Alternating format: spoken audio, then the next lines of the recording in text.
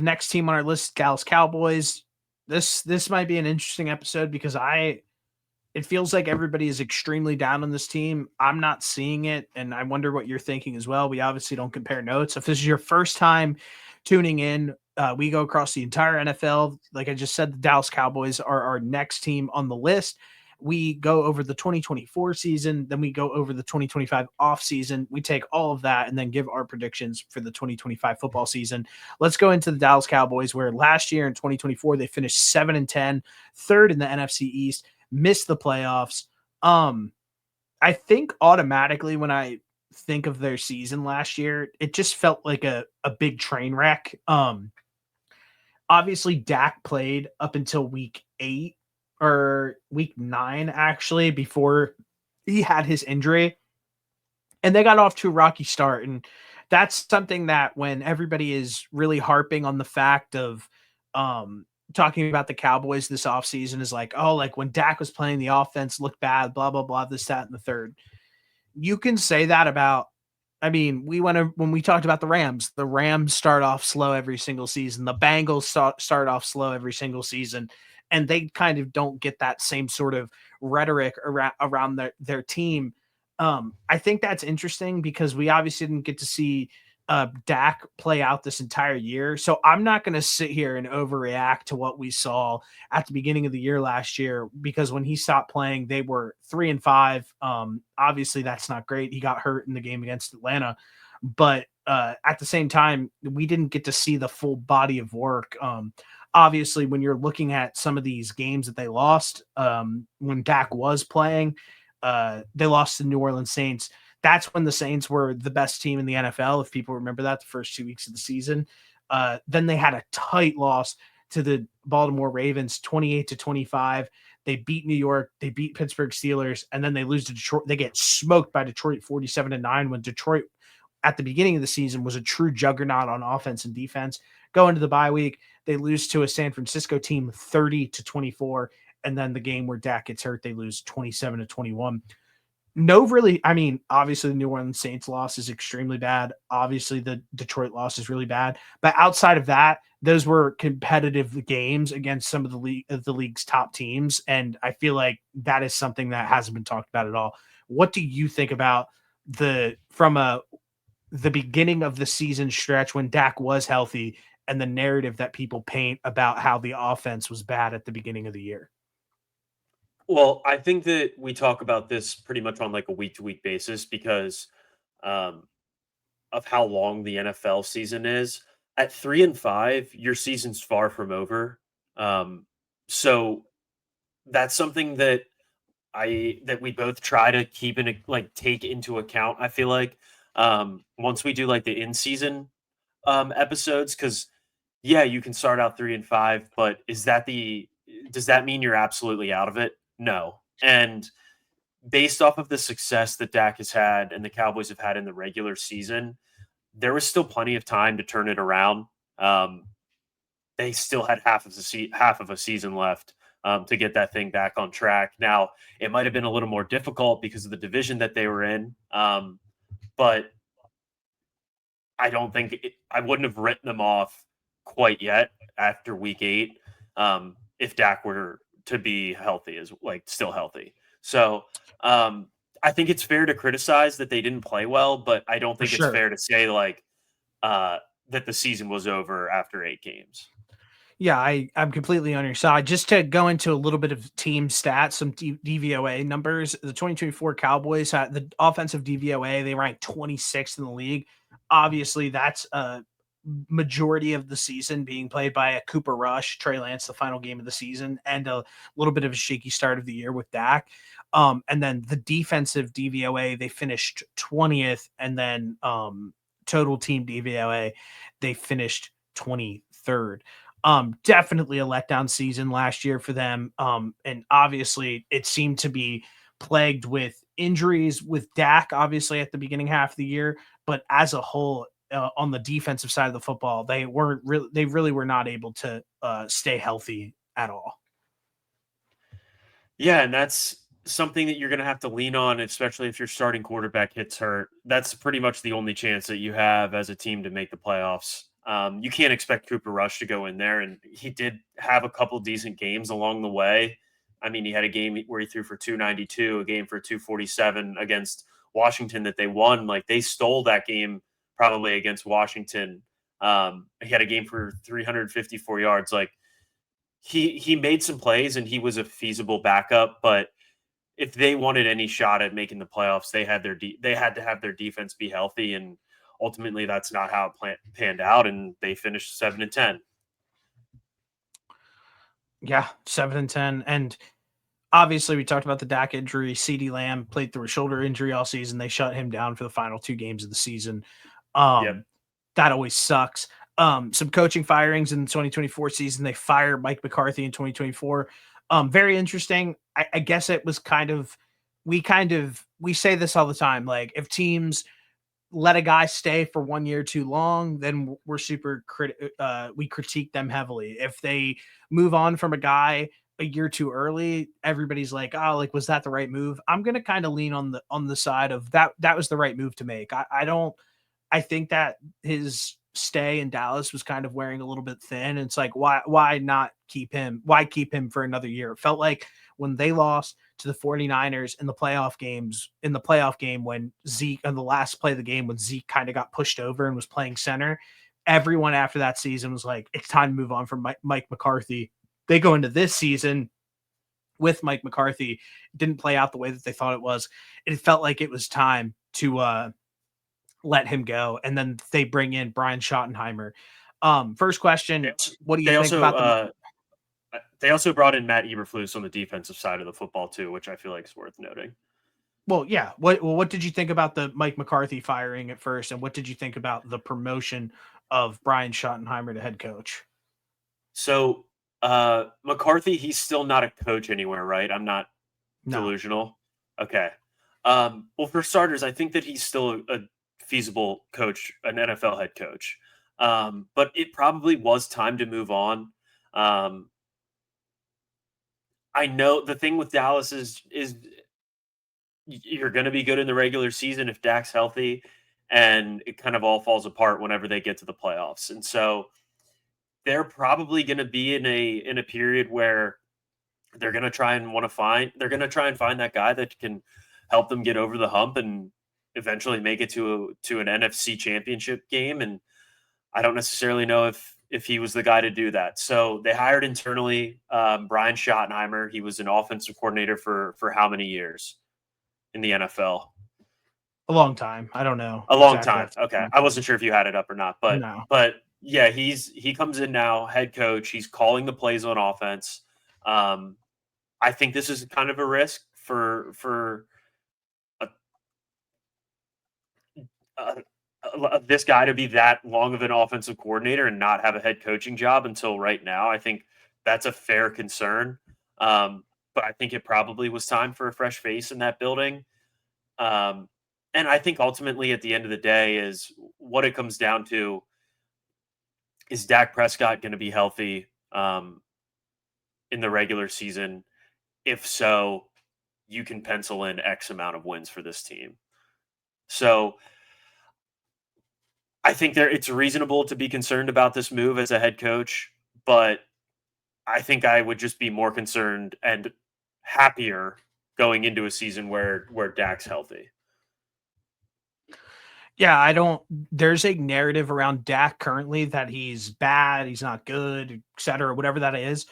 When I'm talking about Dak Prescott and quarterback play in the whole nine, I'm not talking about the 6 playoff games that he's played in across his entire career. I'm talking about his 9 years in the NFL, where as a starter, he's 76-46 in the NFL. I'm not talking about the less than 10 games that he's played in the playoffs. And I get it. Like, if we were having an all-time conversation, yeah, I'm probably not going to have Dak as one of an all-timers because he hasn't got over the hump yet in the playoffs. I think that that's a fair critique, but him as a viable starting quarterback in the NFL, he's one of the best in the league.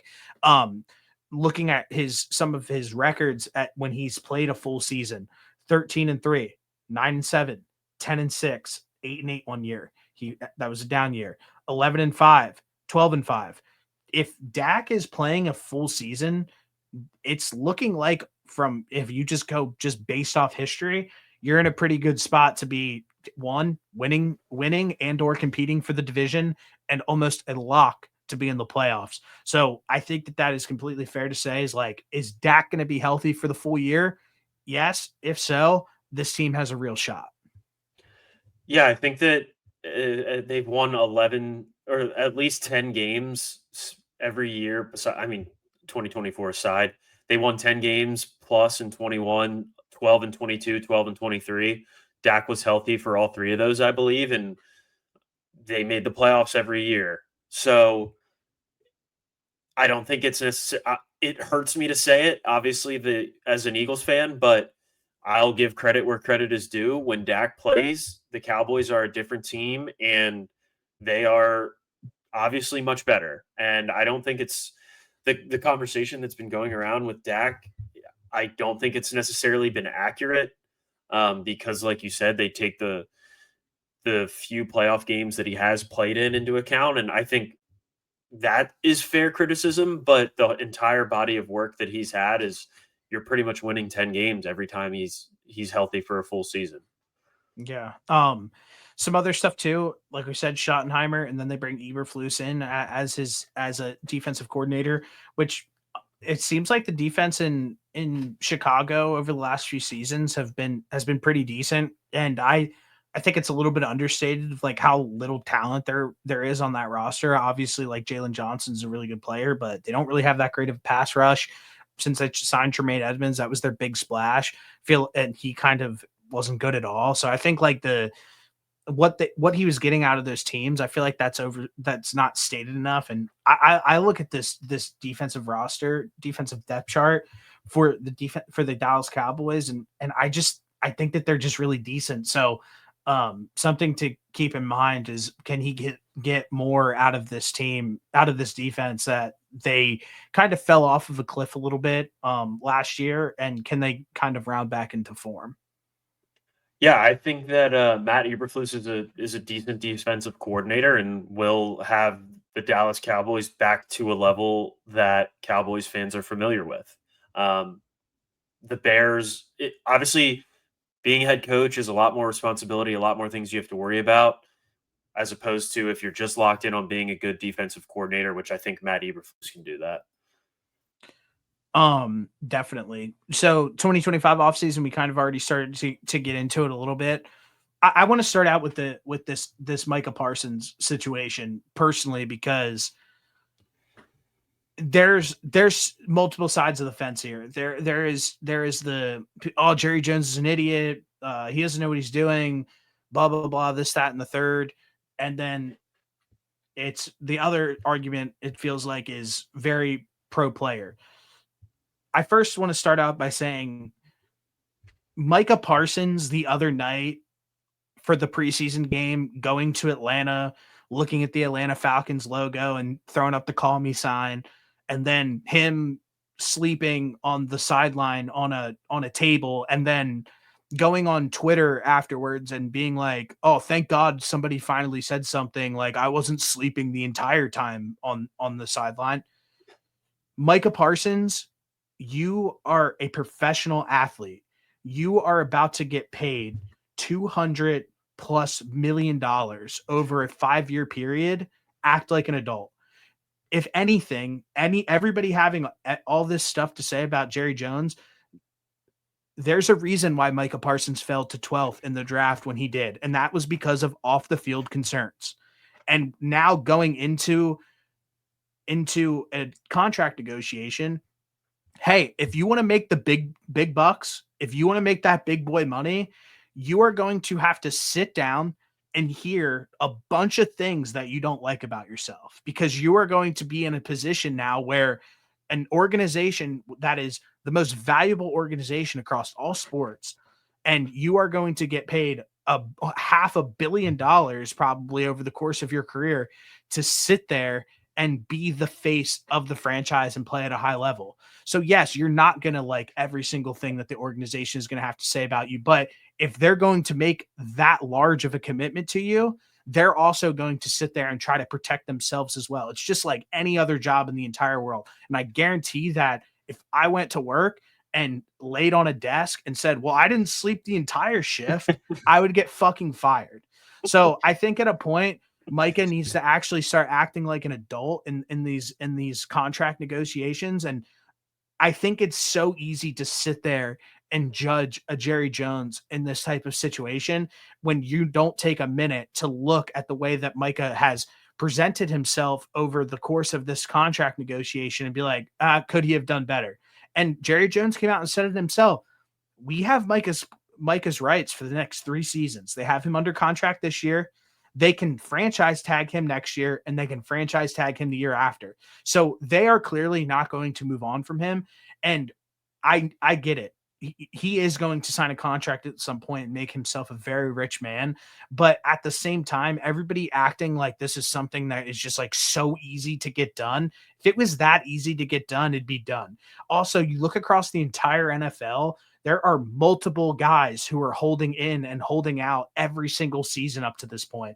And Jerry Jones, the Dallas Cowboys have done nothing but take care of their guys over the years.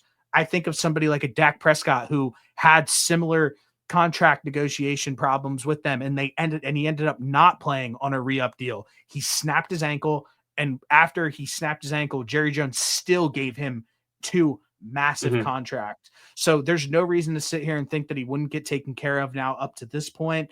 I know that I said a lot right there, so go and take it however you want. No, I agree with pretty much everything that you said. I do think that Dallas and Micah will end up getting a contract worked out. It'll probably end up happening like Wednesday night, right before the Eagles game. But I'm pro player in this situation, but Micah Parsons is making it extremely hard for me to try and defend him in this contract dispute per se, because you're right. Doing all of that shit is the last thing that I would want to see. Doing all of that shit and then trying to ask for all of that money is almost impossible for me to say yes as Jerry Jones, because he's handling it like a middle schooler. Like, be a professional, show up when you need to show up. There's a way that you can do it respectfully that doesn't make you look like an asshole. And the way that he's been handling this has made him look like an asshole. And it makes me... Go ahead. Sorry. I was just going to say it's hard for me to defend that, because going and falling asleep on the sidelines and then coming out and saying, like you said, I wasn't asleep the whole time. Like, dude, you want to get paid a shit ton of money? Act like it, right? Like, that's not a good look for other teams too, because yes, you're phenomenal when you go out there and play, but like, if I'm somebody else that's seeing this around the league too, that doesn't have the loyalty like the Cowboys do to you, that drafted you, that want to see you succeed with the star on your helmet, like, it makes it probably a little bit easier to not want to bring you into their team, even though you're one of the best edges in the NFL. There's 2 things that I want to highlight here too. Everybody who is like, oh my gosh, poor Micah. Like, it's like, okay, like he got offered a $275 million contract and 268 of it is fully guaranteed. And he wants 275 fully guaranteed. It's not poor Micah. Like, just shut up. Like, I hate when people start acting like this is like the end of the world. It's like, no, everything is going to work out. He's going to be an extremely rich man. Another thing that I think isn't highlighted in this in any way, shape, or form is Micah is the most famous defensive player in the NFL. He is the most recognizable. He has the most brand deals. He has the biggest media deals. He's the most recognizable defensive player in the NFL without his helmet on. Why is that? He plays for the Dallas Cowboys. If you look at somebody like a Myles Garrett, for example, Myles Garrett has been, or TJ Watt, these guys have been staples of the NFL for almost a decade, have been some of the top players to ever play the defensive position. And I don't even think I've ever seen a clip of Myles Garrett talking, and I consume a ton of NFL content. So hey, that's also a plus Talking at side. non-media events, yeah. That's also a plus side of doing business with the Dallas Cowboys. They put a battery in your back to also have some of the best off the field opportunities that you could ever imagine. So to not take all of that into account when you're sitting there doing a contract agreement with everything, I think that that's something that nobody has said, being like, well, you are in a Micah clearly has off the field ambitions that the Cowboys have fully embraced. He does a a a podcast after Podcast. every single game, and they're fine with that. Not many players could get away with the stuff that he gets away with, and organizations would allow players to do this kind of stuff that he does.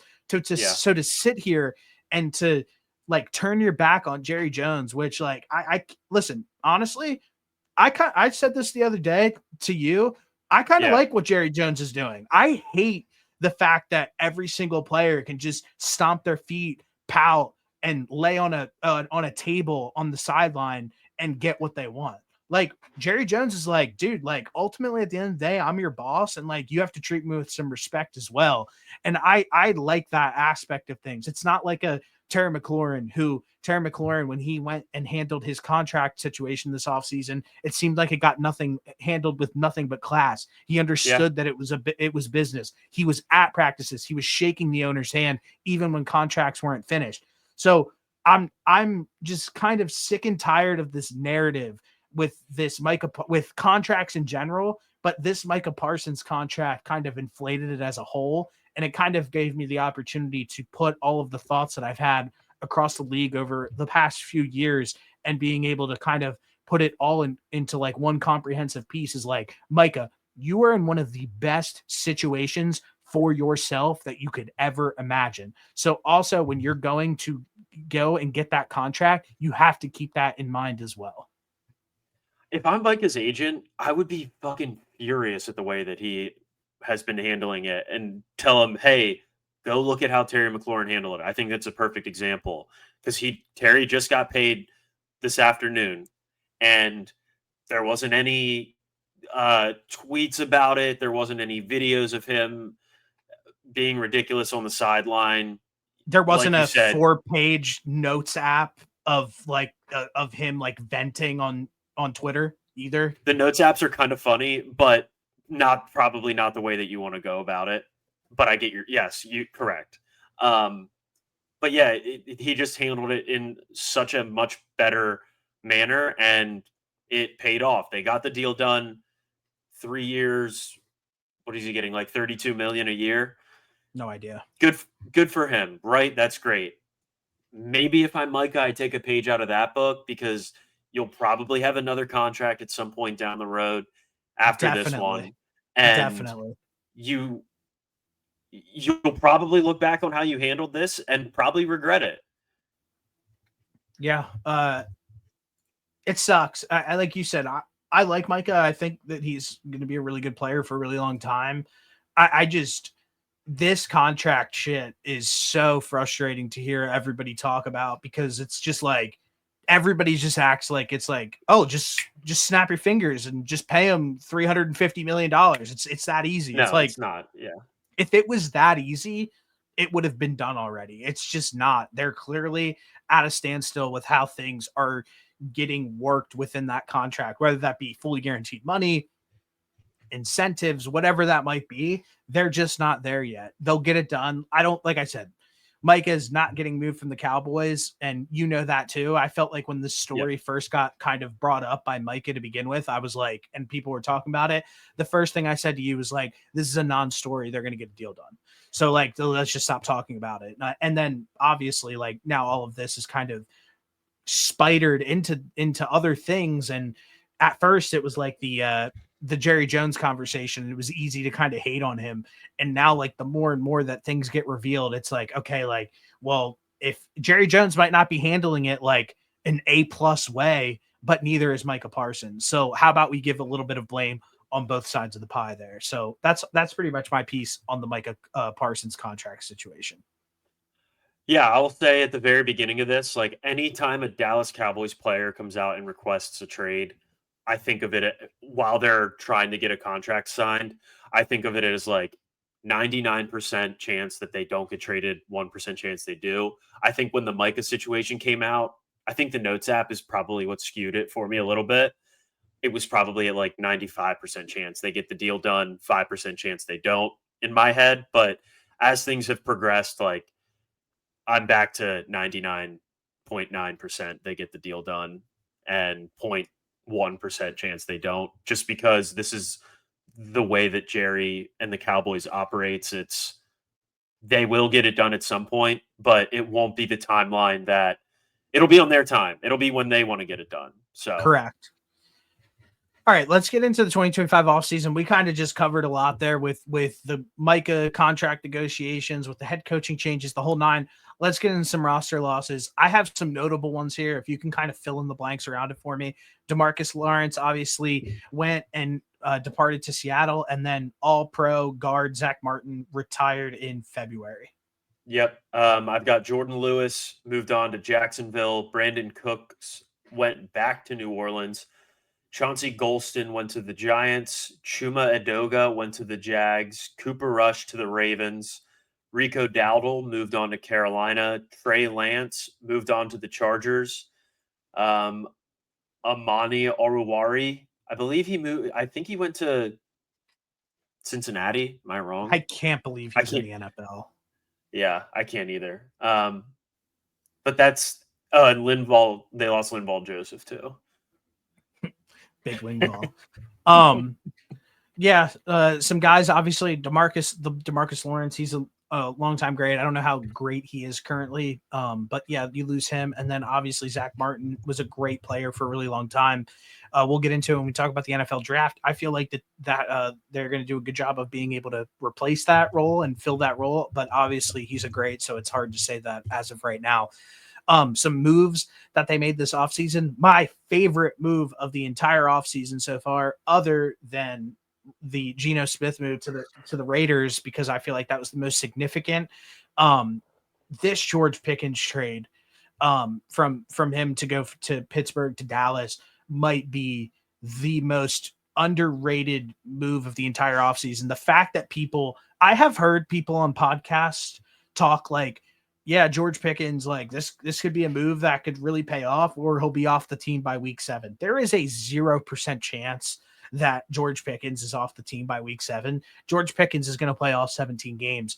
And I am so excited to watch the trio of Dak, CeeDee Lamb, and George Pickens. I think it's going to be nasty. Yeah, I'm not looking forward to playing it. I'll tell you that. But I think I'm right there with you. I think it's going to be probably gross. Like there was a year when he had Amari Cooper and CeeDee Lamb like rookie year, right? Yeah. CeeDee Lamb's rookie year. I don't think it'll be as good as that, but like I think it'll still be really freaking good. I think it'll be better. I it'll think be good. that I think that I don't know what the numbers were off the top of my head for them. I think this trio rivals Joe Burrow, Jamar Chase, and T. Higgins. I think it's that decent. I think it's that good. I think obviously Dak and CD have that connection, and I think the way that George Pickens' game fits perfectly with how Dak Prescott likes to play. Like I said, I think that if I'm ranking wide quarterback and receivers as of right now, obviously you got to go Joe Burrow and Jamar Chase and T. Higgins first, just because they've proven it. But number 2 for me personally, I'm going Dak, CD, and George Pickens. I think that trio is going to be disgusting. Okay, I have the stats of Amari Cooper and CeeDee Lamb, CeeDee's rookie year in Dallas. So 2020, CeeDee played all 16 games, started 14 of them. He had 74 receptions for 935 yards and 5 touchdowns. And Amari Cooper had 92 catches for 1,114 yards and 5 touchdowns. So just under 100 yards for two guys to have been over 1,000 yards. This duo is going to do more work than that. I was going to say I do think that they could have 2 1,000-yard rushers, or excuse me, 1,000-yard receivers, no problem in those two guys. Mainly because I'm kind of concerned about the running back room, but My prediction for this on record, I think CD goes for 1,500. I think George Pickens goes for 1,100 easy. that could happen. That's my prediction. That We'll could come back to that. very well happen. I just think that it's a match made in heaven. Some free agency stuff here. If you want to fill in the edges, like I've said, they signed Solomon Thomas, and then they've re-signed Kavonte Turpin as well. Asa Agdozawiba, don't know how to say that, and they add James Houston as well. Just some older guys that can kind of maybe be rotational pieces, like at the edge that I just mentioned. Do you have anybody else here? Yeah, they traded for Kenneth Murray. They brought in Robert Jones, Kyer Elam, Javonte Williams, obviously George Pickens. They brought in Miles Sanders and um, brought in Joe Milton. The GOAT. The GOAT can throw an orange 150 yards. Now the 2025 NFL draft, which if you just the Dallas Cowboys at this point have solidified and stamped themselves as one of the best drafting teams in the entire NFL. Seems like they're always able to come out of each draft with some starters, and even further than that, get guys who are late round flyers be very productive pieces for them. I think of like a Deron Bland, a Demarion Overshown, who's played very well for them, even though he's not healthy right now. But when he comes back, he will be. Trayvon Diggs in the second round, to have Micah fall to you at 12th, Dak in the fourth. CeeDee Lamb was what, the 15th pick or something like that along those lines. I forget off the top of my head. He was the 17th pick. So to just always be able to have these guys, and they did it last year again with like a Tyler Guyton, and I feel like I look at their draft, and there were guys when we were going over the NFL draft this year, there's 3 guys on this list who I really liked, and it starts with the top 3 that they took. Tyler Booker, guard from Alabama. There were some concerns with him with how he tested, but if you asked everybody, he was one of those guys who were like a smash hit character guys who was going to be good in the NFL. Kind of like, he reminds me of a little bit how everybody kind of talks about like Emeka Ibuka.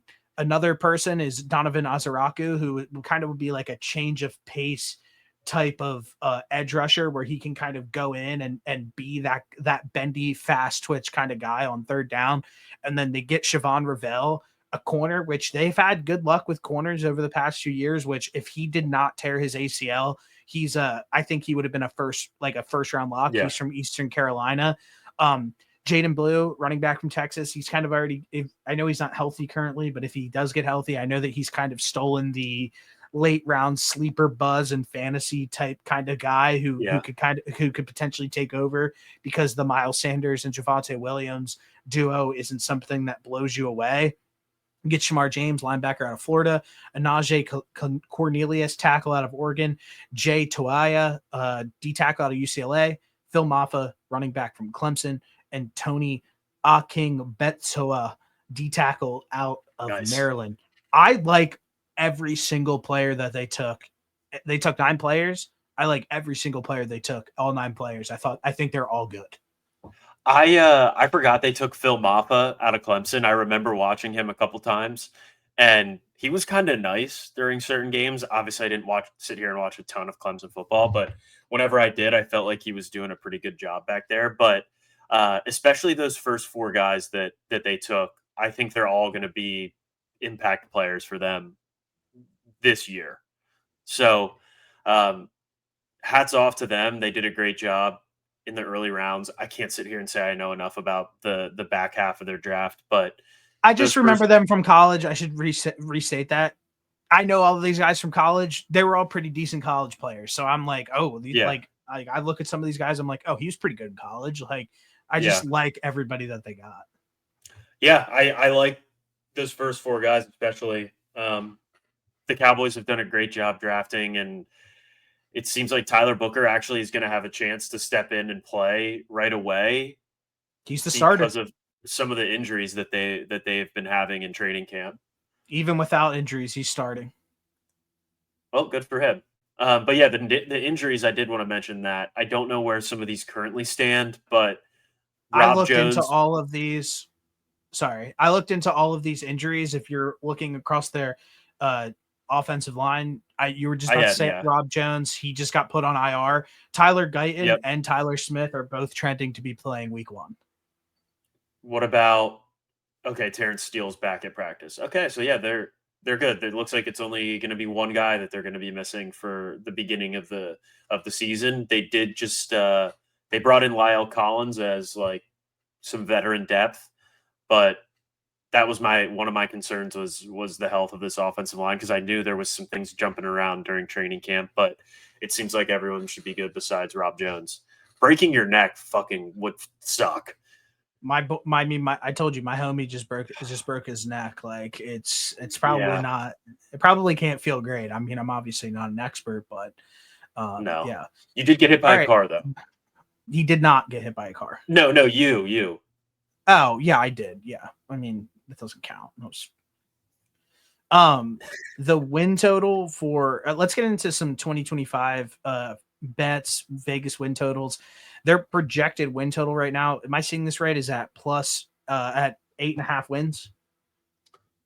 I had 7.5, but that could have changed. I'm seeing right now that over 8.5 or over 7.5 wins is -125. Over 8.5 wins is -125. Under 8.5 wins is +105. So this kind of goes back on what we were talking about earlier. As long as Dak is healthy, they're probably going to win 10 games. So just for shits and giggles, over 9.5 wins pays +230. That's a bet that you should probably slam. Yeah, I think that's completely fair. One that really sticks out to me right away is this division. The fact that the Commanders are plus 230 to win the division and the Cowboys are plus 500 makes zero sense to me. That's the biggest overreaction of all time. I think if anything, they should probably be dead even, and I think that would be fair. I would lean Cowboys even if they were dead even, but to just crown the Commanders after one season is just absolutely ridiculous to me. Yeah, I mean that's what happens is a season goes by and everything gets inflated for teams that had success last year. I mean the Eagles are listed at -135, and I think it should be even closer than that. Yeah. Um, some more here. NFC to win the NFC, the Cowboys are sitting at plus 2,200 to win the 1 seed in the AFC. Sorry, I'm looking at FanDuel as we do this. Is sitting at plus 2,200 as well, and then for them to go to the Super Bowl is sitting at plus 4,500. Teams with better odds to make the Super Bowl than the Cowboys right now are the Arizona Cardinals, the Chicago Bears, the Tampa Bay Buccaneers, the Denver Broncos, the 49 the hospital, the 49ers, the Minnesota Vikings. I mean, With a rookie quarterback. at what point? I mean, honestly, put money on the Cowboys to win the Super Bowl and cash out halfway through the season. I mean, that's going to be a plus. They're going to give you plus odds on that. That is absolutely ridiculous at this point. Looking at all of this, 7.5 win total, the division, the plus 550, the Super Bowls, all that stuff. Do I think the Cowboys are going to win the Super Bowl? No, I don't. But the Cowboys at this point are just flat disrespected. Dak's MVP odds, I don't know if I missed it, but him to win the MVP is +4,000. Caleb Williams, Jared Goff, Brock Purdy, CJ Stroud, Baker Mayfield all have better odds. It's messed up. The Cowboys are, listen, you're an Eagles fan, complete unbiased. Like how do you feel about the rhetoric around the Cowboys this offseason? And you can say that you agree with it. I don't care. I'm genuinely curious. No, I have tried my best to be as unbiased when talking about the Cowboys as possible. And I genuinely mean it when I say when Dak is healthy, they are a 10-win team. And like, what are the odds that the Eagles win 13 games again this upcoming season? Probably not great. I think the Cowboys have just been getting disrespected this whole off season. I don't think that the gap between them and the Commanders is as big as the odds books have it as. No, Um, I think the only thing that like the Eagles really have on them at this point, like, is Saquon and the defense. Like, I think the offensive line for Dallas, as long as it stays healthy, it should be good. I think if Dak is healthy, they'll be good. They have two nasty wide receivers now. I think Jake Ferguson is a solid tight end. Like, I don't think the gap is that large to the point where they're to the amount of disrespect that they're getting right now. no, I completely agree with that. But let's not even put the Eagles in this equation. Let's just go unit for unit for the Cowboys versus the Commanders at this point. Quarterback, I'd say. Let me just ask you. I won't even interject. Quarterback. It's got to be Dak. We talk about this all the time. I am not. We're not crowning a rookie quarterback after a really great rookie season. As great as he had of a season last year, Dak has put it together for his entire career that he can be a very good regular season quarterback. And I don't think that 1 year of Jaden Daniels is enough for me to change my opinion on that. Running back room. Both are Equal. bad. Both are Equal. bad. That's Yeah. yeah. They're not Yeah. great. Wide receivers.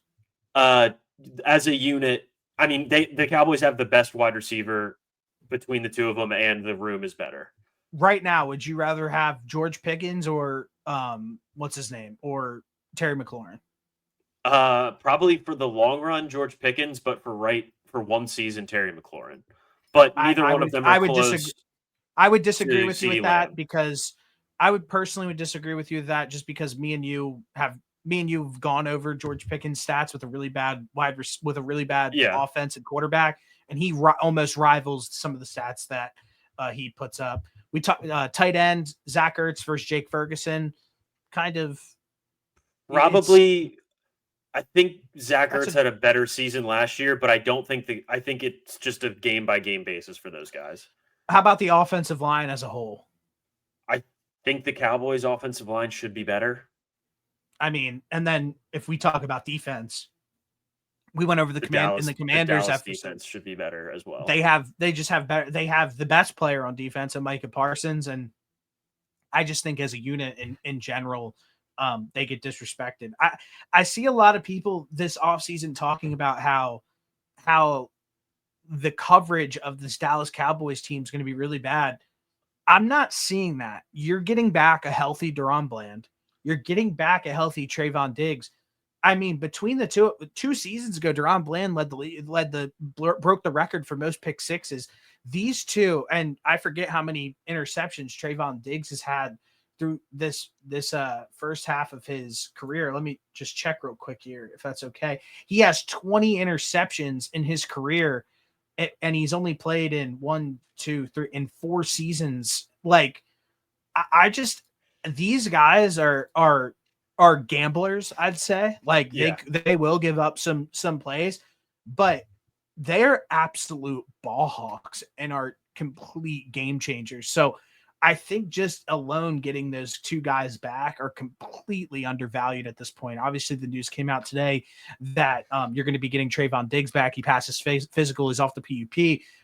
The whole nine. I low key love this defense. I'm not seeing what everybody else is seeing personally. Yeah, I think you hit it perfectly. Both of those guys are gamblers, but winning the turnover margin and getting the ball back in your offense's hands is a great thing, obviously. So, yeah, they're going to give up some yards and they're going to give up some big plays, but they more than make up for it in the amount of turnovers that they've forced since they've both been healthy and have both played full seasons, or even when they're just on the field in general. So I don't necessarily think the narrative around them is fair. And if they're both healthy, then I think it's a pretty good secondary. I'm right there with you. Let's get into the 2025 season. First things first. My prediction for this team, the game that I'm most excited for this year. I absolutely love that the Dallas Cowboys are opening up against the Eagles on Thursday night for the season. I think that is that's beautiful. Getting to see those two teams match up. It should always be real rivals like that, and I think it's going to be a really good game. Honestly, my prediction for this team, I think that they go out and win this division this year. If we go back, and I forget what the exact thing is, like the number off the top of my head, but it's almost rare that teams win this division back-to-back seasons. I forget what it was until the Eagles did it this past year, but it was like 20 plus years or something along those lines, if I remember 1905. correctly. Yeah, so it's more than 100 that. years. Then way more. So we have a way bigger sample size than I'm even saying. And No, I just think that around. Oh, okay, well, whatever. A way bigger sample size than I'm probably letting off. And I feel like last season that not that the Eagles had a layup of a year because they dominated majority of their opponents, but to have a season where the Giants were 0, they didn't matter. The Cowboys were a 0 when it came into big games because they didn't have their big time players. And then you had kind of like the resurgence or the arrival of the Commanders where they got hot. It kind of gave the Eagles an opportunity to just win this division. I mean, they split with the Commanders, but we talked about that when we previewed the Eagles and the Commanders, that Jalen Hurts went down that game. So yeah, I think that something has to give here. We went over it. I like the Cowboys way more than the Commanders. I don't even think that that's a conversation to be had. The reason why I'm picking them to win the division, and I said this back in the Eagles one, is I don't think the Eagles are playing for the regular season anymore. The Eagles are at a point now where they have dominated the league over the last 3 seasons. They know what needs to be done to get to that next step, to get to the playoffs, and then to win in the playoffs, to get to the Super Bowl, and to win the Super Bowl. I think that when you're approaching a season like that, you're thinking of longevity because you know how great this team could be. And with doing that, I think that they're not going to be as dominant as they were in the regular season. I think the Eagles do enough to get into the playoffs, but I don't think that they're going to go and dominate this division like they did the last season. So I'm just going, like I said, based off history, picking somebody new to kind of take over that crown in this division. So I'm going to go ahead and pick the Cowboys to win this division. I'm going to have them winning 12 games. I think that although that this running back room, I know you're low on this running back room. Don't think it's going to, I think it's going to be a platoon and you're going to be able to kind of supplement some things. And not every room is going to be a strength, like, as you know, but I think that they could probably figure things out with this platoon. I like the offensive line. I like Dak. I like this defense. I like the wide receivers. So yeah, I'm excited for the Cowboys this season. I'm excited to hear what your prediction is for this team, obviously as an Eagles fan, but I think that you've been extremely unbiased with this Cowboys team. And it sounds like you like them a little. You're maybe not like them. That's probably not the right word, but it sounds like when you're going up against them as a Philadelphia Eagles fan, you're like, oh shit, like we kind of have to bring our A game. Yeah. I mean, as long I've been talking about this whole time, as long as Dak is there, this Cowboys team is somebody that you have to take seriously. So I did pick the Eagles to win the division. I think I had them to win 12 games. And then the Commanders, I forget what number I settled on, but I think it might have been like 7. Yeah, I think so. I think I'm putting the Cowboys in at 10-7. I can't pick them to win. I will be biased here. I can't pick them to win the division, but I think that this is a 10-win team. As long as everybody stays healthy, I think they go out there and they win at least 10 games. The running back room, yes, I am nervous about it. I think Javonte Williams is horrible. Yeah, he is. I'm not arguing you, Theo.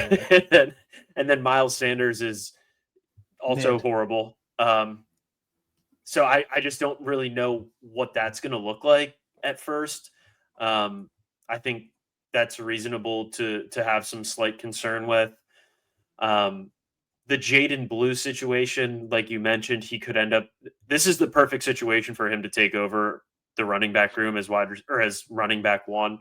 But I think ultimately they'll probably piece it together, like you said. So, yeah, I'm picking them to come in second at 10-7. I do think this will end up being a playoff team. I don't think they're a Super Bowl team. But would you be shocked if they won the division?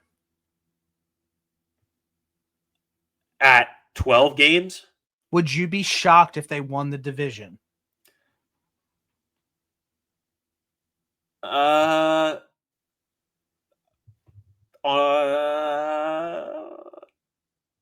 mean, not necessarily. I think that would require like the Eagles to truly not give a shit about the regular season or for something to go wrong with them, which we've seen that happen before. So I guess no, I would not be shocked.